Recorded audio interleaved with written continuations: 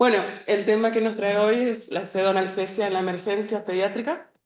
Eh, Algo que vemos prácticamente, no sé si todos los días, pero algo que lo vamos a ver y que es un desafío para muchos familiarizarse con este tema. Bueno, arrancamos.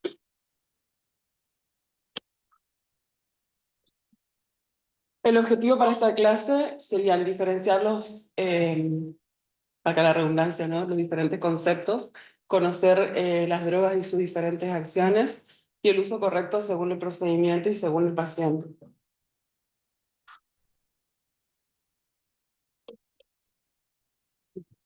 Aquí.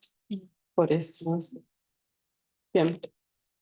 ¿Qué es la pseudoanalgesia? La pseudoanalgesia, ya ponemos ahí como abreviación, consiste en el empleo de medidas no farmacológicas y farmacológicas destinadas a reducir la ansiedad, el miedo y el dolor provocados por la enfermedad que motiva la consulta o por un procedimiento diagnóstico o terapéutico necesario en la atención del paciente. Recalcando siempre que en la pseudoanalgesia vamos a conservar tanto la función cardiovascular y respiratoria del paciente, algo fundamental. Y vamos a tener tanto medidas farmacológicas como no farmacológicas. Dentro de la pseudoanalgesia vamos a hacer hincapié en diferentes conceptos.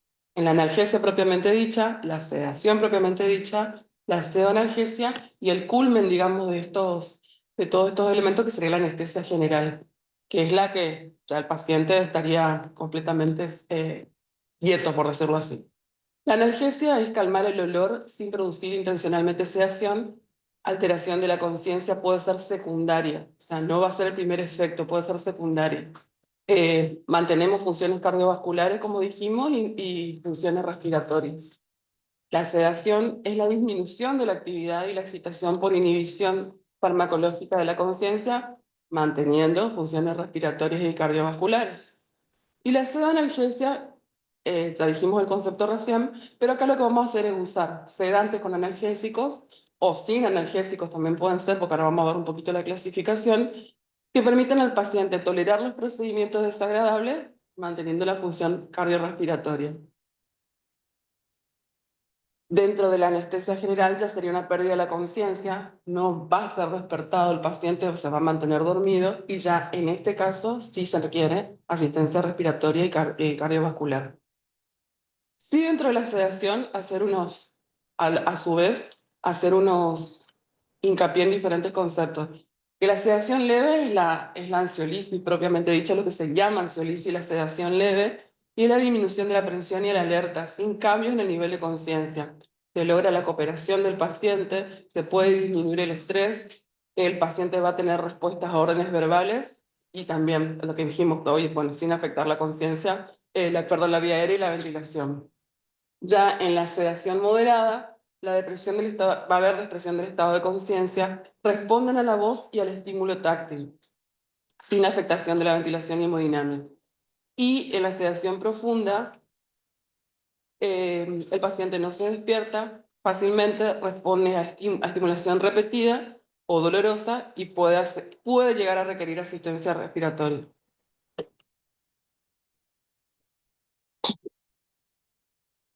Dentro de los procedimientos que vamos a requerir de la pseudoanalgesia, tenemos los procedimientos no invasivos y no dolorosos. Dentro de eso puede ser una ecografía, una tomografía, un ecocardiograma o resonancia o imágenes, digamos, o un electrocardiograma inclusive. Y dentro de los procedimientos mínimamente invasivos, dolorosos, donde el dolor va a ser leve a moderado, asociado a no ansiedad, tenemos la laringoscopía, como por ejemplo para extracción de cuerpo extraño, procedimientos dentales, extracción de cuerpo extraño, algunas suturas, colocación de vía venosa, la punción lumbar, bueno, cateterismo vesical pero en pacientes ya comprometidos. Y los procedimientos muy dolorosos, donde el dolor va a ser moderado a severo, que puede estar asociado a una ansiedad, punción de absceso, artrocentesis, aspiración de médula ósea, bueno, y estos que están acá.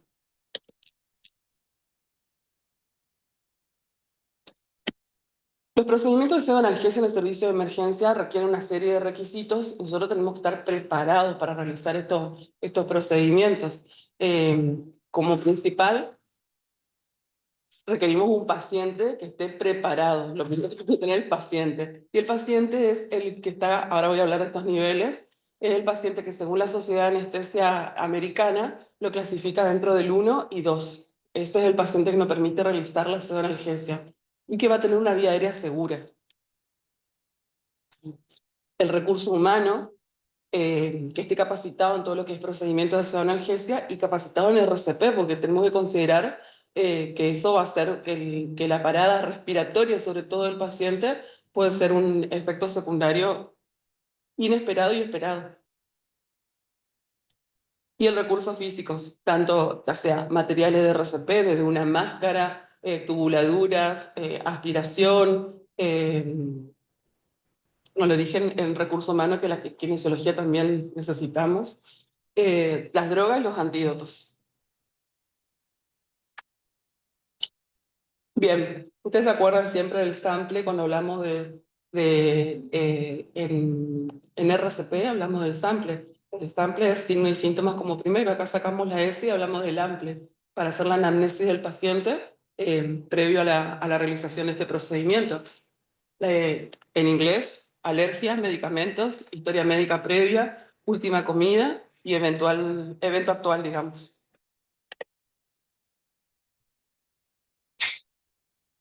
Bueno, y vamos a tener etapas del procedimiento de pseudoanalgesia, la pseudoanalgesia farmacológica o de evaluación, que es lo que dijimos recién prácticamente, la pseudoanalgesia propiamente dicha, la introducción del medicamento, y la post-pseudoanalgesia o recuperación.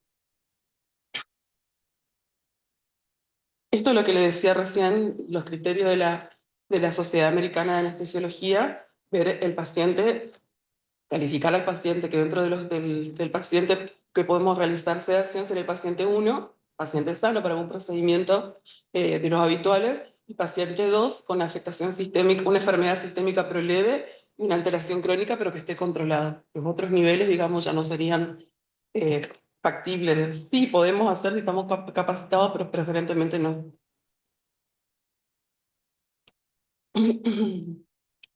Bueno, y acá tenemos diferentes escalas, vamos a tener unas diferentes escalas de evaluación del riesgo. O sea, por ejemplo, en este caso sería la predicción de la predicción de la vía aérea si es difícil. Eh, con la sigla esta, Lemon. Tenemos uno que es para ver, verás, les enumero todo acá, pero vamos a hablar de algunos de estos. Tenemos lo que es para ver el aspecto externo, la evaluación 332, que es para evaluar el cuello, ahora lo vamos a ver, la escala de Malampati, bueno, y todo lo que es obstrucción y ver el cuello. Dentro de esos, la clasificación de Malempati lo que va a hacer es ver, digamos, la apertura bucal, los diferentes niveles de visibilidad que vamos a tener. La clase 1, por ejemplo, para el paladar blando. La clase 2, perdón, se ve fauces, úvula y pilares. En la clase 2 también paladar blando, solamente vemos fauces y úvula. Y así sucesivamente hasta tener la clase 4, que solamente vamos a ver paladar duro. Así también tenemos, o sea que este sería el paciente ideal, digamos, en cuanto a la apertura bucal, midiendo con los tres dedos, 3 y 2. O sea, 3 en apertura bucal en interincisivos, 3 entre mentón e ioides y 2 entre ioides y tiroides. Eso sería lo ideal. Importante, obviamente, mantener el ayuno del paciente antes de la sedación. Y acá está unos listaditos de las horas requeridas, o sea, de 2 horas para líquidos claros hasta 8 horas en los mayores de 3 años para líquidos no claros y sólidos. Y vamos a tener diferentes escalas de dolor. Acá hablamos de la escala de Pops, donde se incluye la tensión arterial, la escala facial, que se da en pacientes de 3 a 7 años, que son los chiquitos que no te van a poder referir el olor, entonces podemos hacer caritas y en base a la carita que marca, considerar su dolor. Y la escala numérica en los chicos ya mayores de 7 años que puedan dar un valor. Esta es la primera que ven en la escala de Pops. La segunda es la escala Flax. Ahí también ven la escala del dolor enumerando del 1 al 10 y abajo ven las de Caritas, que sería la de Wong Baker. Bueno, repitiendo todo entonces, para hacer una lista de comprobación necesitamos evaluar la situación y el entorno del paciente, ver el equipo profesional, explorar al paciente, comprobar que el procedimiento de sedación se esté realizando bien y ahora se le voy a mostrar una listita, la lista de verificación que forma parte de esto, informar al paciente, saber que tenemos que tener un consentimiento informado para todo, un procedimiento, bueno, lo que dijimos recién, los fármacos, saber las dosis, la vía de administración, el tiempo de administración y la comprobación. Obviamente que tenemos que tener un monitoreo permanente y ver las situaciones del alta, en qué estado se puede ir el paciente y las indicaciones que va a tener. Esta es la segunda parte eh, de lo que es un folleto preimpreso donde se va haciendo todo lo que es la evaluación del paciente. Esto sería lo ideal que deberíamos hacer, digamos, que tendríamos que tratar de implementar, hacer la evaluación de la pseudoanalgesia. Y esto sería ya comprobar que prácticamente más lo que dije recién, ver los niveles del paciente posterior a la sedación, donde lo podemos clasificar, si está ansioso, si está agitado, o sea, verse sería según sea sedación consciente, sedación profunda o anestesia general, según lo que logramos con la sedación. Y esto es un cuadrito nomás está de más, pero lo quise porque lo pusimos digo, porque Dolly me ayudó mucho para hacer el PowerPoint, tengo que nombrarla. Para resumir lo que hablamos recién de la sedación. Y llegamos a lo que hablamos recién, que podemos tener tanto pseudoanalgesia farmacológica y no farmacológica. Dentro de la no farmacológica hablamos de las medidas contextuales, la misma preparación que vamos a hacer con el paciente, el rol del padre, o sea, si es un papá ansioso, si nos colabora con el procedimiento, ver el ambiente en el que estamos, las medidas cognitivas, bueno, distracción, musicoterapia certificado, que bueno, ya sea certificado de portarse bien, sellitos al paciente, medidas conductuales, ver el confort, la succión, la sacarosa, el amamantamiento, todos procedimientos, digamos, no farmacológicos que podemos hacer. Después iniciamos con los anestésicos locales. Eh, Los enumero nomás, o sea, como para que sepan, digamos, que sería, así como cuando hablamos de hidratación, que tenemos que empezar con las sales de rehidratación, obviamente que acá también vamos de los más leves a lo más profundo. Entonces, anestésicos locales, ya sea lidocaína, ya sea crema, como Lemler, que es una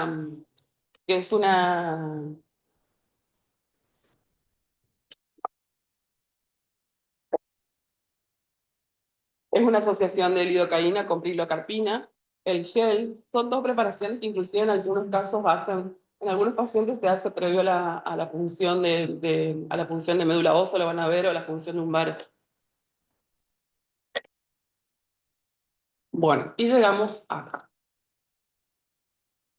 Este cuadrito me lo habrán hecho aprender de memoria cuando fui residente de terapia. Es una clasificación que lo hacemos nosotros, digamos, para enumerarnos las drogas que más usamos. Hay muchas drogas más acá que después le voy a pedir a Sandra que nos hable, que nos quiso poner la clonidina, para que vos nos hable de eso, pero puse más las que usamos acá en la emergencia. Obviamente que está todo lo que es la analgesia en cuanto a AINES y los opioides como morfina y fentanilo. En cuanto a sedación propiamente dicha, midazolam, hidrato de clorán, si bien no está bien en la Argentina, lo puse porque puede llegar a ver en algún momento, la pseudoanalgesia propiamente dicha, la ketamina, y lo puse, que si bien no forma parte de la pseudoanalgesia, lo puse a los bloqueantes musculares, que después los nombro nomás, porque lo vamos a necesitar si llegamos a hacer una secuencia de intubación rápida, que eso sería también importante para tenerlos a mano, digamos. Y algunos ejemplos. Por ejemplo, la pseudoanalgesia farmacológica, en estudios o imágenes terapéuticas, tenemos medidas no farmacológicas como el midazolam y el hidrato de cloral. Los procedimientos más dolorosos, los mayores, cuando por ejemplo una toracocentesis, reducción de fracturas, luxaciones, tenemos benzodiazepina asociados a opioides, y ya sería una anestesia general para que no la hacemos nosotros. Y los menos dolorosos tenemos el caso de las vías, sondajes, suturas, la analgesia local o midazolam, que solamente sería sedación. Es importante remarcar este cuadrito, quiero remarcar este cuadrito, porque fíjense, analgesia, sedación, pseudoanalgesia y bloqueantes musculares. ¿Por qué sedación? Porque si yo le hago midazolam al paciente, lo estoy sedando, pero no le voy a hacer un procedimiento doloroso, porque no estoy haciendo con el midazolam, no estoy calmándole el dolor al paciente. Necesito asociar otro medicamento.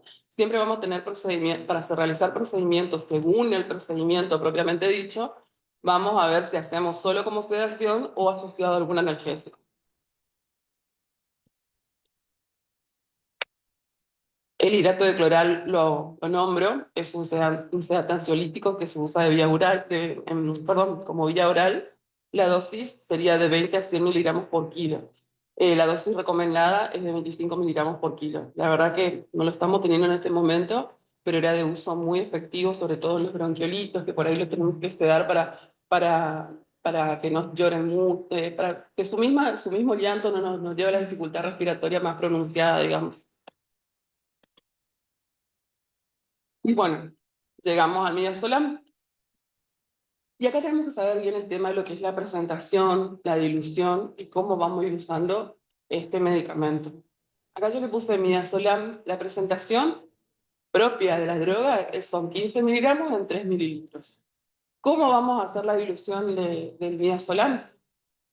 Los 15 miligramos, que son 3 mililitros, lo podemos diluir en 15 mililitros. O 1 mililitro, que son 5 miligramos, lo llevamos a 5 mililitros. Esta relación lo que va a hacer que nuestra preparación sea 1 miligramo por mililitro y sea más fácil el uso de realizar. ¿Qué hace el midazolam? Lo que dijimos, puede ser una sedación suave, hace ansiolisis, es sedación, puede llegar a ser hipnosis, y lo que tenemos que tener en cuenta es que no va a ser una relajación muscular. Este es el medicamento que nos puede provocar un paro respiratorio. No tiene propiedad analgésica, recontra, remarcado eso, porque sabemos que el midazolam lo podemos estar inmovilizando a nuestro paciente y no me va a referir que está con dolor porque está inmovilizado el paciente. La duración de sus efectos es de 30 minutos y la dosis inicial es de 0,05 miligramos por kilo. Tiene rápida eliminación y tenemos dosis máximas. La dosis máxima sería en menores de 5 años de 5 miligramos para el endovenoso y mayores de 5 años, 5 miligramos puse, mayores de 5 años 10 miligramos. Y para intramuscular o intranasal 10 miligramos y para la vía oral 15 miligramos. Porque también es importante destacar que si bien podemos usar endovenoso, por ahí no, es un procedimiento rápido y lo que vamos a hacer es, podemos hacerlo intranasal o vía oral, o sea, con algún atomizador, con alguna jeringa, y no es necesario hacer una vía si va a ser un procedimiento rápido. El midazolam tiene efectos adversos, como dijimos recién, la hipoventilación, hipoxemia y apnea. Justamente por eso tenemos que estar preparados para el tema de un probable paro respiratorio. Cardiovascular es un medicamento que no puede hipotensar. Y bueno, en cuanto al sistema nervioso, los efectos deseados, somnolencia, sedación, amnesia también. Dijimos que si tenemos la droga, tenemos que tener el antídoto. Dentro de las benzodiazepinas, el antídoto sería el flumazenil, cuya presentación es de 0,1 miligramos por mililitro, que pueden venir ampollas de 5 mililitros o 10 mililitros. La dosis sería de 0,01 miligramos por kilo y una dosis máxima de 0,1 miligramos total. Y se usa para revertir los efectos de la depresión respiratoria, las benzodiazepinas. Seguimos con los opioides, que si recuerdan, los opioides estaban dentro de analgesia. A diferencia del paracetamol y los AINE, los opioides no tienen efecto techo. Al aumentar la dosis también aumentamos su efecto analgésico. Se recomienda titular y si sigue siendo insuficiente, se administra un 25% más de la dosis inicial. Dentro de la clasificación tenemos los agonistas puros, que son la morfina, codeína, fentanilo y metadona, y otros que no los tenemos acá. Sí, la nalburfina, que no la usamos mucho, diga, sí, la tenemos, pero conviene no usarla por el hecho de que podemos hacer un efecto contraproducente con la morfina. O sea, más que nada por el tema de los pacientes que van a entrar a cirugía y que podemos hacer efecto paradojal. La morfina, tenemos la presentación de frasco de 10 miligramos, la dilución es de 10 miligramos en 10 mililitros y la dosis máxima es de 10 miligramos.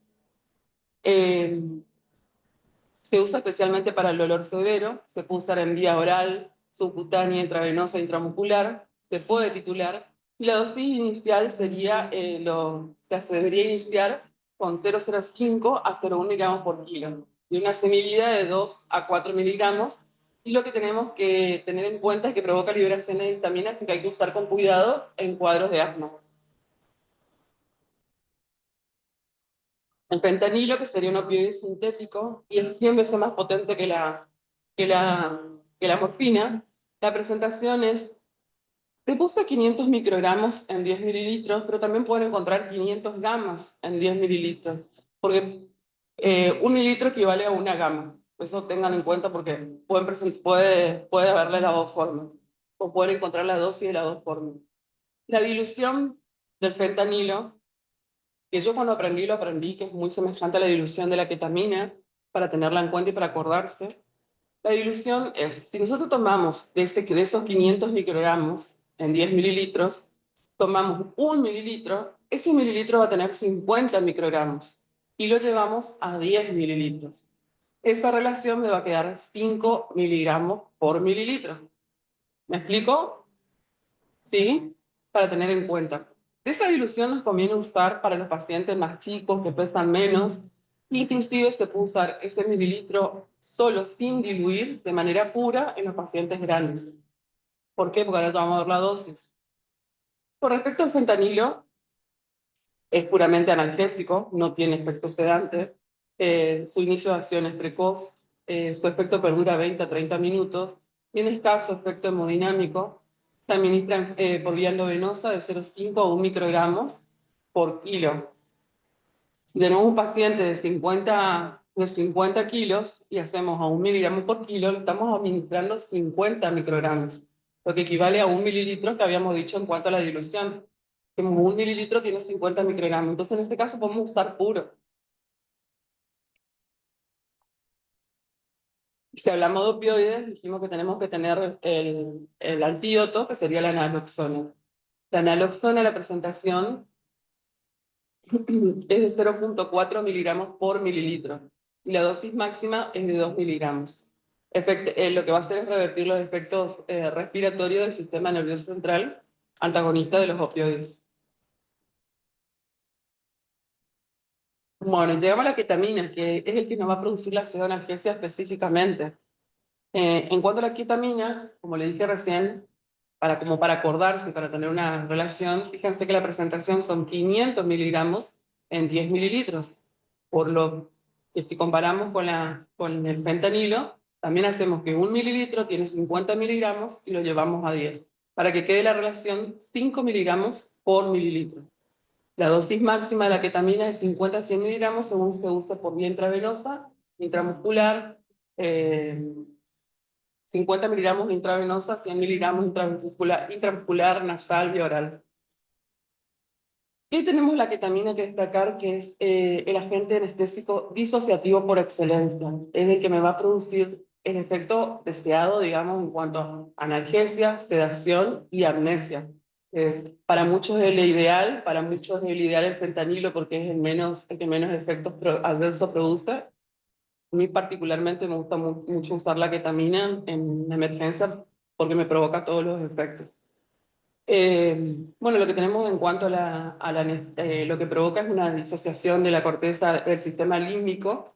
La administración, fíjense que es parecida a la de la ketamina. Esto se puede elevar más a 2 miligramos. La administración y dosis intravenosa es de 0,5 a 2 miligramos por kilo, la intramuscular ya es a 3 miligramos por kilo, vía oral 6 miligramos por kilo e intranasal 1,5 miligramos por kilo. Tenemos un comienzo de acción rápido, se va a producir al minuto de la colocación intravenosa o a los 5 o 10 minutos de la intramuscular, y dentro de los 30 a 45 minutos de la vía oral. No produce depresión de la ventilación, así que por ahí, o sea, no hay que, no sé si no tenerle miedo. Tenerle respeto sí, pero no asustarnos, no debería producirnos efectos en cuanto a la vía respiratoria, no protege la vía respiratoria. Pero sí, como efecto adverso, tenemos que considerar que no puede producir un laringoespasmo, que se aumenta el riesgo en menores de 3 meses, aumento de la salivación, entonces el paciente se va a poner broncorreico, y en un paciente que hacemos ketamina puede el procedimiento estar más broncorreico y ahí tener, por eso por ahí relaciona con el tema de la parte respiratoria, digamos, o sea, aumenta la salivación, aumenta la broncorrea, entonces en ese caso tenemos que tener respeto por la parte respiratoria. Puede aumentar la frecuencia cardíaca y la tensión arterial por recaptación. Tiene efecto broncodilatador, y se asocia también a movimientos tónicos clónicos parecidos a convulsiones, pero son movimientos involuntarios que puede realizar el paciente. Aumento de la PIC que está visto, eso estudiado, algunos dicen que sí, algunos dicen que no. Y puede producir alucinaciones, que también eso hay estudios que sí, estudios que no, que siempre asociarlo a las benzodiazepinas, a bajas dosis de benzodiazepina, por el hecho de las alucinaciones.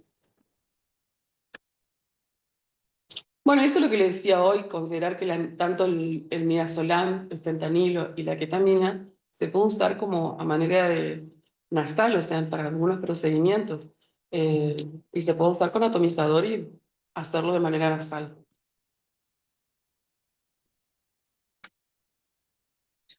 Esto le dejo acá un resumencito, me gustó mucho esto de un apunte que me pasó Sandra, que estaba muy bueno, porque redondea todo lo que se hace en cuanto a personal, procedimiento, lo que estuvimos hablando todo, digamos, la evaluación de riesgo, lo que hablamos del AMPLE, todas las clasificaciones del paciente, lo que es el monitoreo, todo lo que se debe controlar en cuanto a la oxigenación, hemodinamia,